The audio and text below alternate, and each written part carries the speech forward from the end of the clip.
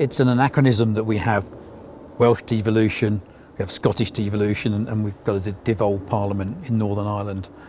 England needs to have regions, and we need to devolve the same sort of powers that Scotland has to our regions. England is much too centralised. One of the reasons I think that the Scottish and the Welsh are unhappy is because the English have too much power together. So I believe we need to split England into 9 devolved regions.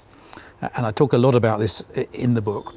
I'd like to go back to the old days of the heptarchy and actually give them some of the names that we used to have in the old days.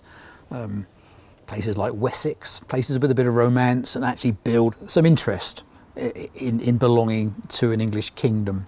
There'll be 9 of them. I'm not talking about setting up expensive parliaments like they have in Scotland.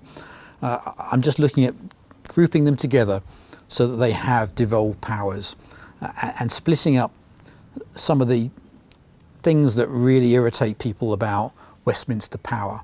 And I think English are ready for it, to be honest. I really do. If we split England into 9 regions, I'm going to call them kingdoms. We include Scotland, Northern Ireland and Wales. We have 12 kingdoms in the United Kingdom. I'm actually suggesting that we change the name of the United Kingdom, call it the United Kingdoms.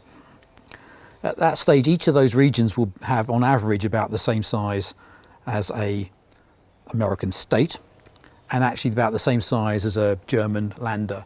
So what we're doing is not very different to what happens in other countries. Each of those regions, of those 12 regions, would have its own leader, which would be an elected leader, and the parallel would be a state governor.